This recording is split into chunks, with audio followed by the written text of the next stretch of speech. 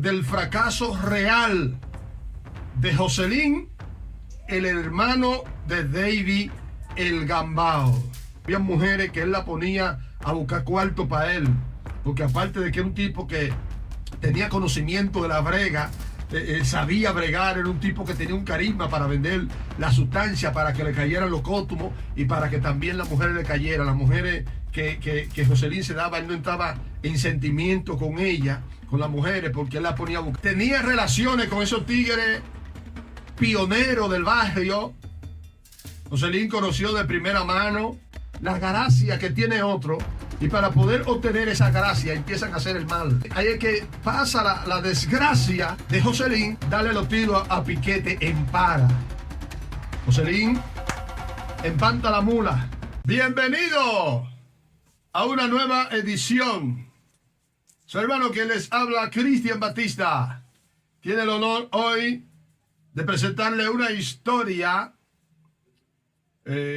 muy conocida en el bajo mundo, en Gualey, acerca de un personaje que trascendió en el mundo delincuencial. Fue de una época muy atrás, familia de un personaje muy conocido llamado David el Gambao. Pero no vamos a hablar de David el Gambao, sino del hermano de David el Gambao, que era más viejo que el Gambao.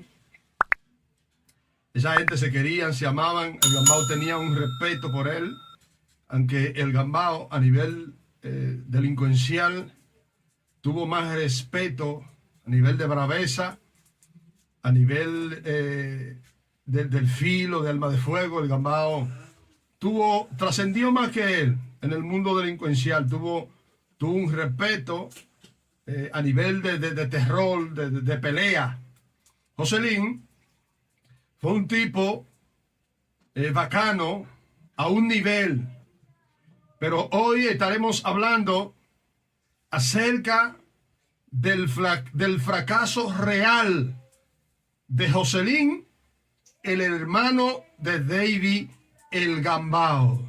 Este personaje, o estos personajes, obviamente yo lo conozco porque somos del mismo barrio, al igual que como muchos se han criado por debajo de mí, muchos tigres, delincuentes, bandidos, muchos han trascendido, otros no han trascendido, el cual estaremos hablando de algunos otros más, el porqué de su fracaso. Pero hoy nos tocará hablar de Joselín, el hermano de David el Gambao.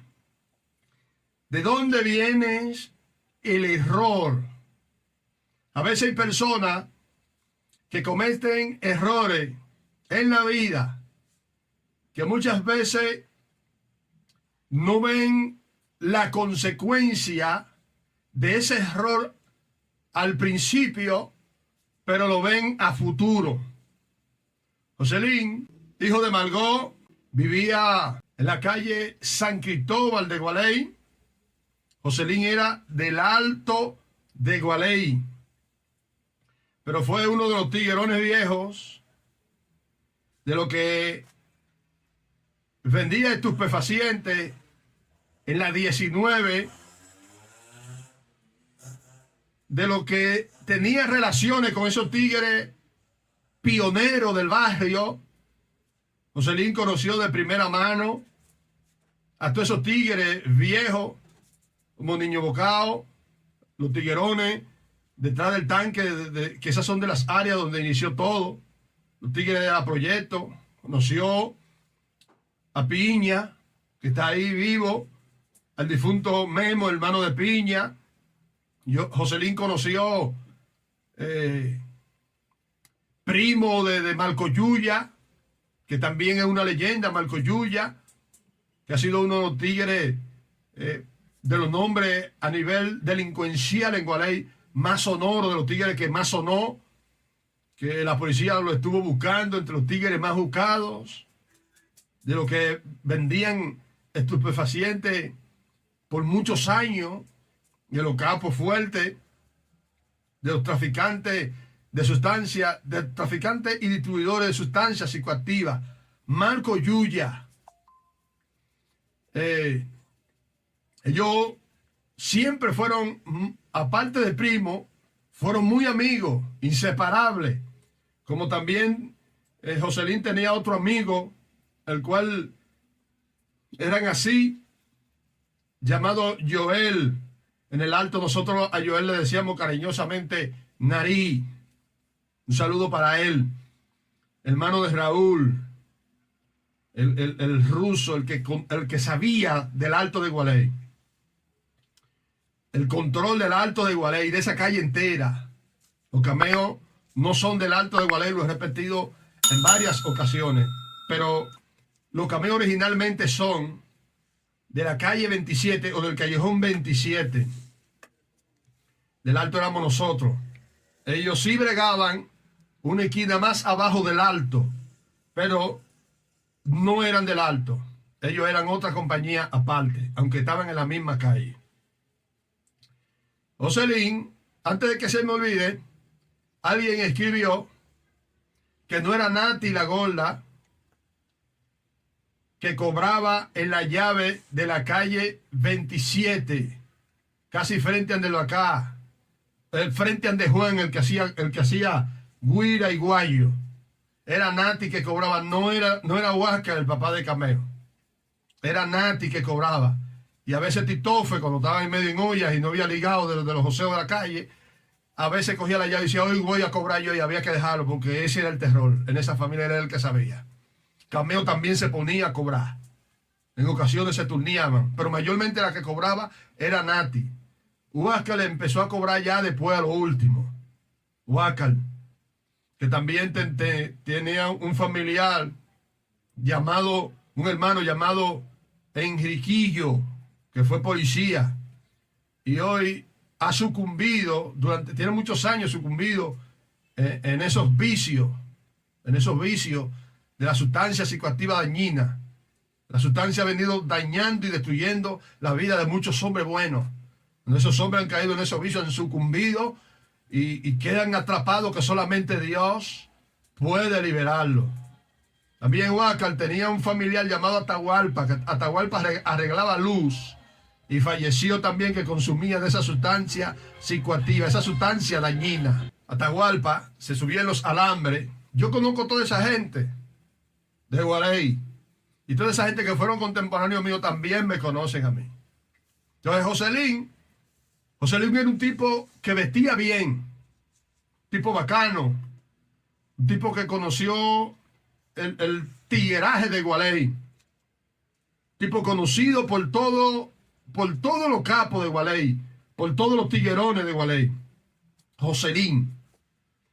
El fracaso de Joselín y de muchos delincuentes de esos ha venido después que quedan atrapados en los vicios de consumir la sustancia dañina psicoactiva que destruye moralmente y físicamente la vida de los seres humanos. Desde ahí empezó el fracaso de Joselín, un tipo bacano, de esos tigres que tenían la cotorra, el verbo, tenían cotorra para tigre y paraguayo. Joselín tenía cotorra para las mujeres, aparte de que le decían Joselín, que se llamaba Joselín, le decían el chulito, tipo pequeñito, barrigú, buen mozo, aparente, y vestía bien, era bacano. Y era un tipo que tenía muchas mujeres y se daba muchas mujeres. Porque el tipo, aparte de que tenía un suene, era un tipo que estaba entre los tigres. Era un tipo que a las mujeres le vacilaba por la forma del vestir, por la forma de actuar, por la forma de comportarse y por la forma de hablar. Era un tipo que entraba a las mujeres. Pero aparte de que tenía su truco para entrar a las mujeres con el verbo, con la cotorra, y que sonaba de que era un tipo bacano en cuanto a lo que tiene que ver con el sexo. Usted sabe que en el mundo delincuencial, en el bajo mundo, todo ese sonido suena en lo que tiene que ver con la calle, la avenida, cuando el tipo que está en la esquina, si es bacán a nivel de vestimenta, si es bacán a nivel de mujeres, y si resuelve como es a las mujeres, todo eso suena. Entonces las mujeres le despierta el modo, el saber de querer llegarle, y muchas quedaron atrapadas. Se dio muchas mujeres, muchísimos tiguerones, de muchísimos capos. Había mujeres que él la ponía a buscar cuarto para él, porque aparte de que era un tipo que tenía conocimiento de la brega, sabía bregar, era un tipo que tenía un carisma para vender la sustancia, para que le cayeran los cótumos y para que también las mujeres le cayeran. Las mujeres que Joselín se daba, él no entraba en sentimiento con ella, con las mujeres, porque él la ponía a buscar cuarto. Las mujeres iban, joseaban y venían. Pero aparte de que el tipo era un bacán, también el tipo tenía su trucos que no eran legales. A Joselín le gustaba bregar con brujería, le gustaba amarrar a las mujeres, no solamente a nivel del flow y a nivel de la bacanería. También se dejó influenciar por una persona que le encanta la brujería, se dejó influenciar, un hombre que no tenía esa necesidad, pero se dejó influenciar, entonces empezó a ponerle servicio a las mujeres. Le ponía servicio a las mujeres, el tipo empezó a llegarle a las mujeres. Cuando las mujeres tenían metresa, cuando las mujeres tenían demonios. La gente que conoce la superstición y que saben y que han visitado brujos van a saber de lo que yo les estoy diciendo. Entonces, hay mujeres que se metresan, que tienen demonios.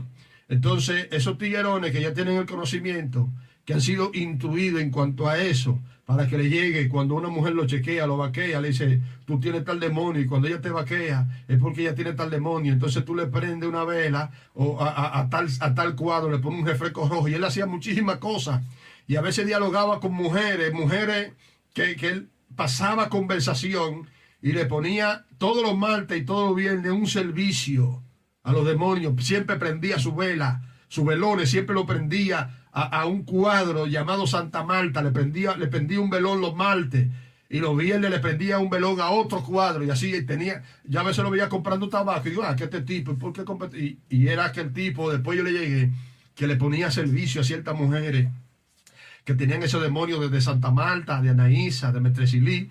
Entonces ya al poner el servicio a veces se la daba a esa mujer que los martes esas mujeres se ponían rápidas, se ponían de una forma, ya ustedes saben, no quiero ni siquiera decir la palabra aquí, se ponían rápidas y el tipo la bregaba. Y era porque también no solamente bregaba con la bacanería, sino que ya lo último, lo que bregaba era con su cieza.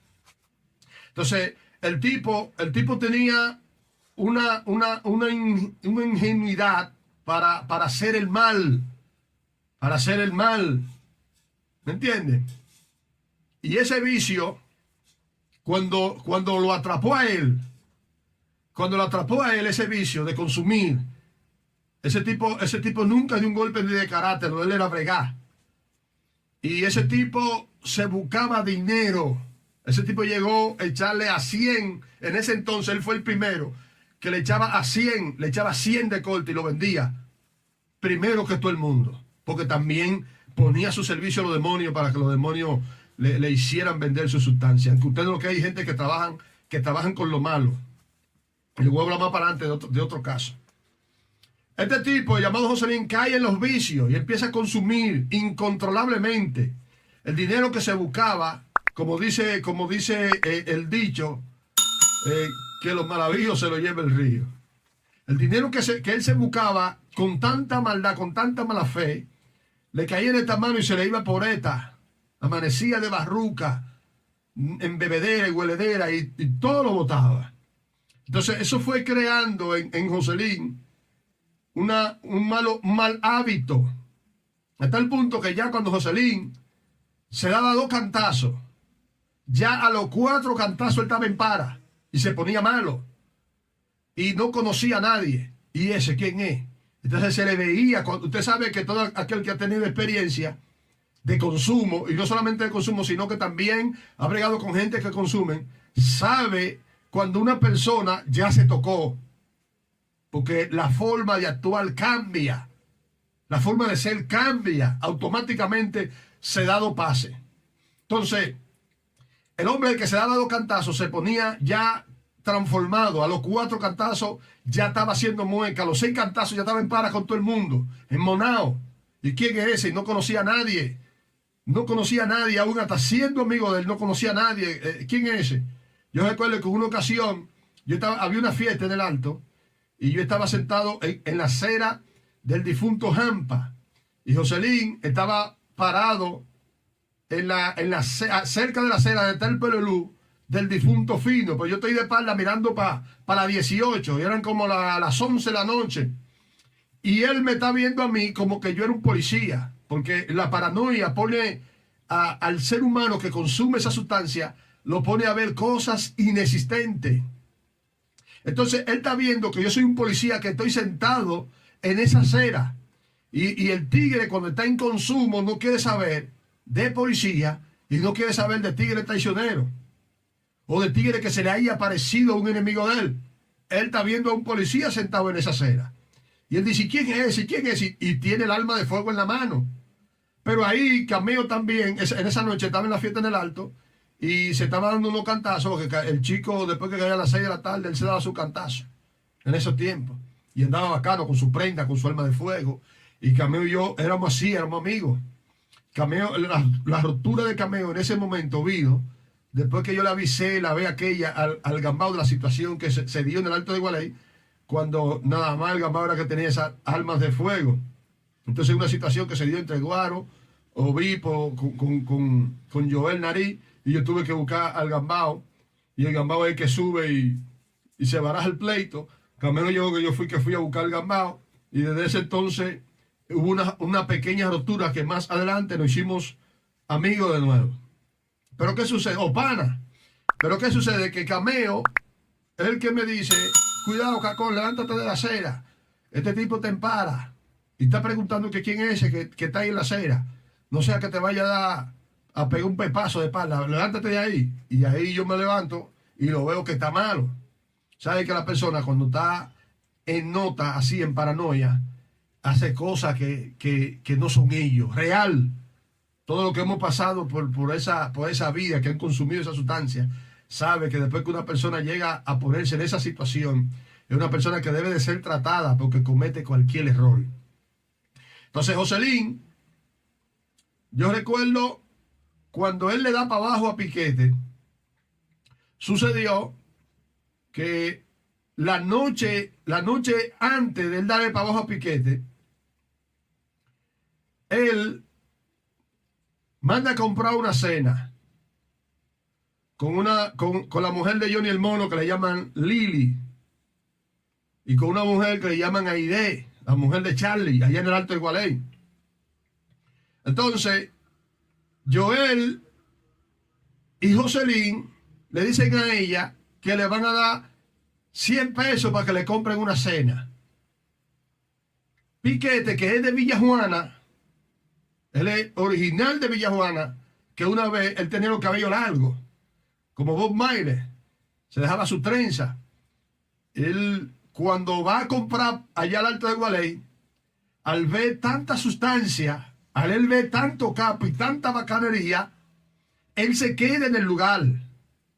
Al quedarse en el lugar, y Piquete es una persona chévere, a pesar del vicio y de que fue un delincuente, era una persona dulce, que todo en el barrio lo queríamos, todo del barrio, todo el mundo se echaba con él, y todo el mundo lo quería, y no era un tipo que tenía mala maña, se buscaba su cuarto trabajando, Piquete.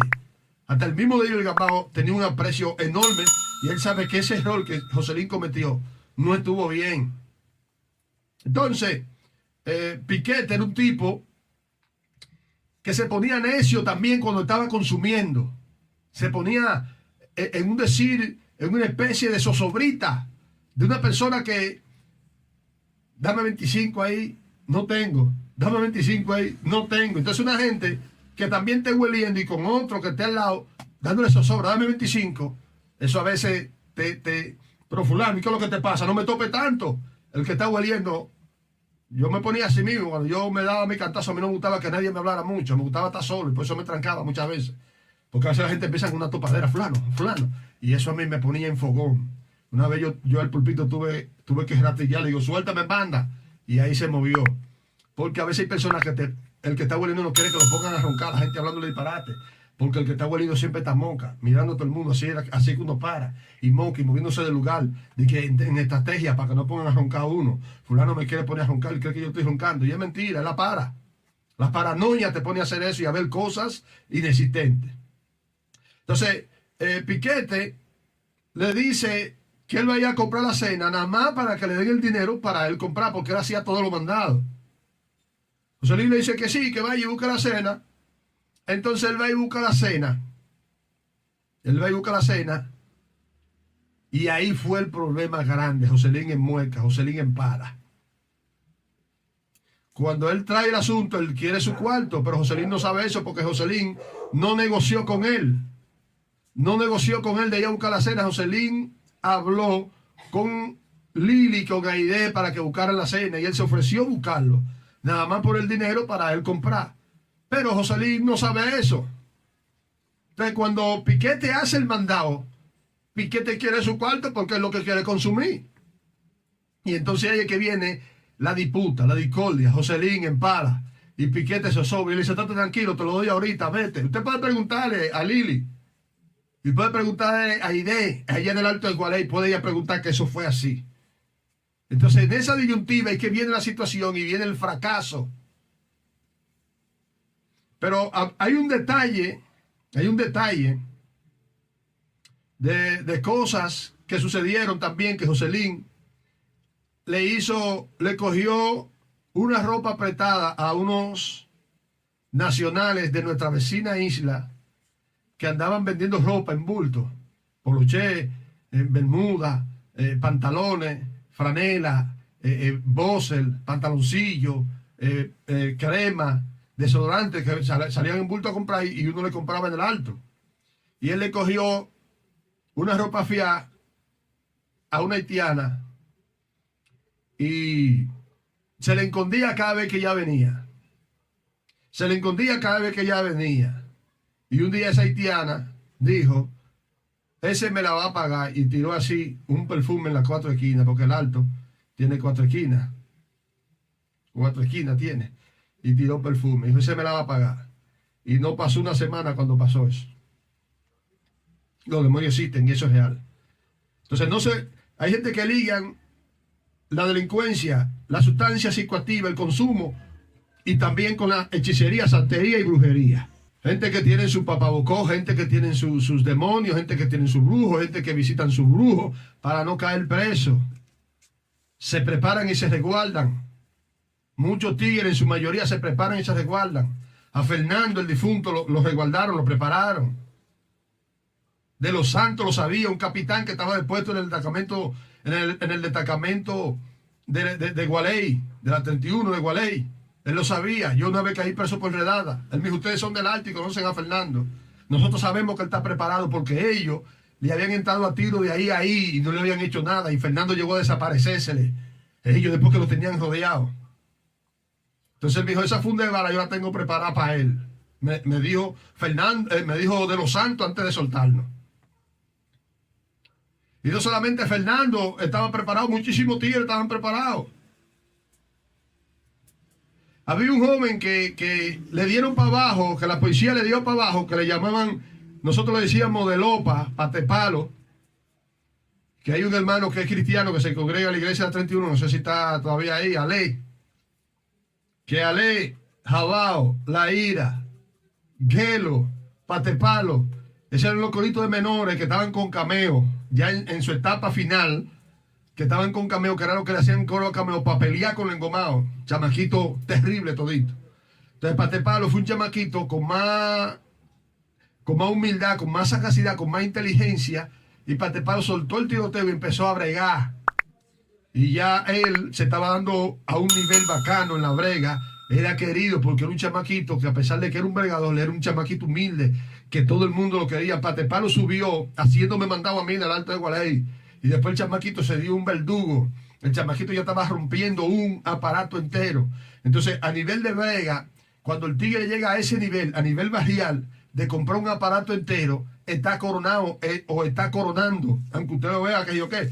Gente que ahora tienen 5 y 6 aparatos, pero ese chamaquito en ese entonces sonaba de que tú estabas rompiendo uno entero era una gloria terrenal. No, fulano es que tiene la vaina ahora, fulano es que está rompiendo uno entero. Entonces el chamaquito estaba así, dándose a las mujeres bacanas, dándose a las mujeres duras y sonando a un nivel. Entonces hubo una envidia entre Patepalo y un personaje que no voy a decir porque está vivo. Hubo una envidia y empezaron a hacerle brujería a Patepalo, a echarle suciedad. Y él sabía que algo le pasaba. Él decía, algo me pasa, ¿qué es lo que está pasando? Que los viernes me pongo así, los martes me pongo así. Entonces Patepalo visitó un brujo. Y ese brujo le dijo a Patepalo, oye, tú vas a ir al cementerio. Y en el cementerio te va a topar en la puerta del cementerio con el que te está poniendo un trabajo. Hay una persona que te está haciendo un trabajo y tú vas a ir al cementerio y te vas a topar con él, tú entrando y él saliendo.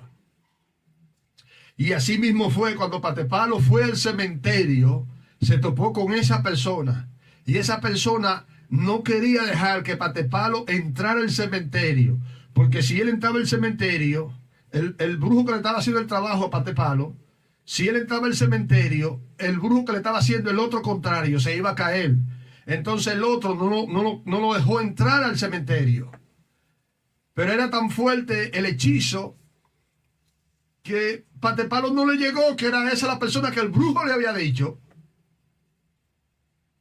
Que esa era la persona que le estaba haciendo suciedad, siendo los dos vendedores de sustancias psicoactivas. Porque hay personas que bregan con esa sustancia y también bregan con brujería, con santería, con hechicería, de que para que el mal lo proteja. A mí me daban gomitas antiguas. A la maestra me daban gomitas antiguas para que yo no cayera preso. Y ahí era que yo caía preso. Porque si Jehová no guarda la ciudad, en vano vela a los edificadores, vela a la guardia. Entonces esa misma persona que le estaba haciendo brujería, vendió a Patepalo con la policía. Le chugó la policía. Porque hay tigres que sí, que trabajan con la policía, le dan información a la policía para que le den para abajo a otros tigres para ellos quedarse con todo. La vez que agarraron a Patepalo, los policías lo agarraron en el Alto de Gualaí, en la calle 25, donde nosotros jugábamos basquetbol. Ahí agarraron a Patepalo y los policías le quitaron un tenis. Le quitaron un tenis y cuando lo revisaron, Patepalo tenía una Tauro aquí atrás. A él le gustaba usar esa Tauro ahí atrás. Atrás el poloché, se la pone aquí y se pone el poloché por encima. Y cuando los policías le levantan el poloché, le viene la pistola ahí atrás. Le quitan el tenis y le dicen, embálate. Y cuando él no se quería embalar porque él sabe que lo van a prender, un policía lo empujó y ahí se lo comieron a plomo limpio. Entonces los muchachos, conociendo esa situación de que ese tipo tiró para adelante a Patepalo para romperlo, había alguien que quería darle para abajo a ese tipo y tuvo que irse del barrio. Porque eso sucede en los barrios, que los tigres se venden uno a otro muchas veces por envidia, porque hay otros que no pueden resistir de que cuando ellos están vendiendo 100 números, el otro está vendiendo 400 y 500. Entonces ellos empiezan a hacer brujería porque ellos entienden que yo tengo que vender 500 también como vende fulano o vender más, porque a veces desean y codician la gracia que tiene otro y para poder obtener esa gracia empiezan a hacer el mal. Entonces, volviendo a lo de Joselín ahí mismo, porque quería relacionarlo, porque hay gente que a veces desconocen el porqué, de dónde que viene el trasfondo, de dónde que viene el problema, arrastrando problema con problema. Entonces ahí es que pasa la desgracia de Joselín, darle los tiros a Piquete en para. Joselín empanta la mula. Y entonces, como Piquete era muy querido por todo, pero más por los cameos, el guaro, cameo, todo ese coro, todo el mundo quería. Usted va y pregunta a los contemporáneos de nosotros y a los que son más jóvenes que nosotros, de 5 años menos, que tengan 35 o 40 años, que en ese entonces tenían niños que tenían 8 años, saben quién es Piquete, porque ese tipo fue querido. Entonces Joselín en para comete la desgracia, entonces empieza ese coro para 31, pero eso no duró mucho. Empieza ese coro para 31, ahí es que entonces Engie, que es del Alto de Gualey, no de la 31. Engie es del Alto de Gualey. Primo hermano de Raúl. Primo hermano de Joel Narí, del Alto de Gualey. Que ellos, ese coro era lo que sabían del Alto de Gualey. Engie estaba haciendo coro para la 31. Joselín huyendo se va a hacer coro para la 31. Y entonces, ya Joselín sabía que Engie vivía con una tipa que le llaman Sagrario, pero que no era la de él, porque ya eso sí había hablado. Lo que pasa es que Joselín en Para, después que se dio varios cantazos de nuevo, le dio para eso. Pero ya a Joselín se le había informado de que esa Sagrario no era la Sagrario de él, porque Joselín tenía una mujer que le llamaban Sagrario, él se la buscaba. Y las mujeres, como dije ahorita al principio, esas mujeres joseaban dinero para llevarle a Joselín. A Joselín le decían el chulito por eso, porque tenía muchas mujeres. Pero ya al consumir la sustancia, lo puso a pensar de que sí, que es con la de él, que no, que eso es cotorra, es con la tuya, es con la Sagrario tuya. Entonces en Para de noche, ahí es que Joselín viene y le da los disparos a Engie, mi pana, mi hermano Engie. Con pinche mío. Nos quedamos juntos ahí en Gualey. La zángana. Nosotros le decimos la zángana, la sal. O pregúntenle a ustedes así. Nosotros no así que le decimos, la sal. Le decimos la sal porque él antes, cuando sudaba mucho, se le ponía la cara llena de sal. De sal. El cuerpo lleno de sal. De tanto que embromaba, jugando, el loco, brincando y saltando. Y se le ponía la cara de sal, igual que Emmanuel, su primo también. Su primo hermano. Entonces ahí que nosotros le ponemos, le decimos la sal a Engie. La zángana también. Entonces Joselín comete el error también de darle los disparos a Engie. Y ahí es que entonces viene Lele. Lele es que viene y que le da los primeros auxilios a Engie, porque Lele y Engie eran así. Engie quería muchísimo a Lele. Esa gente tenía una química de amistad, hicieron una química de amistad única, Lele, con Engie, era loco. O sea, quería muchísimo a Engie, Engie lo quería muchísimo a él. Y Lele, el hermano de Cuningo, el que salva, después de Dios, la vida de Engie. Es el que lleva a Engie al hospital.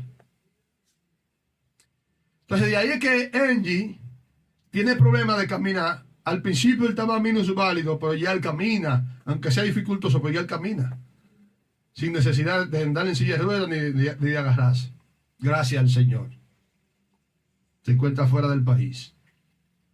Entonces, Joselín ya no puede estar en el Alto, ya no puede estar en la 31, y ahí es que él se va para la orilla del río, en Para, ya sin municiones, en la cañá. Ahí es que entonces tempranito de mañana hay que van y le dan el aviso a Guardia, al coro, de que Joselín estaba en la cañá, el que le había dado para abajo a Piquete. Entonces hay que Guaro baja en la cañá y lo arrastra, le da la golpeada y lo sube arrastrándolo a tablazo y a palo para arriba, todo partido lo sube al alto y lo lleva todo el callejón de la 27 a salir a la calle de donde él vivía, de donde vivía Guaro, donde estaba la llave que nosotros buscábamos agua por paga. Pero antes de entregarlo al destacamento, es que le preparan la inyección y inyectan al chulito, Joselín. Lo inyectan y cuando llegan al destacamento, ahí es que Joselín entonces empieza a botar espuma por la boca. Y antes de llegar al hospital, Joselín fallece. Ahí es que le llega la noticia a David Peguero, cariñosamente alias el Gambao, de lo sucedido. Y ahí entonces que él jura vengar el fallecimiento o el ajusticiamiento de su hermano. Entonces de ahí es que los problemas se agravan más. Ahí es que viene la situación más terrible. Gambao sabiendo la situación de que estaba a muchas cárceles. Entonces él deseaba que ellos cayeran presos. Porque ya como él la tenía afuera y también la tenía adentro, él deseaba de que ellos cayeran presos. Y nunca cayeron presos. Y de ahí es que viene De ahí es que vienen los problemas. Y así fallece Joselín, cariñosamente el Chulito. Todo empezó cuando empezó a consumir esa basura. Cuando empezó a consumir esa basura, de ahí vino la destrucción y el debacle de él. Mucha gente, por estar consumiendo la sustancia psicoactiva, en para, cometen tollo, hacen tollo, y de ahí es que han venido los fracasos. Por eso muchos hoy en día han perdido su familia.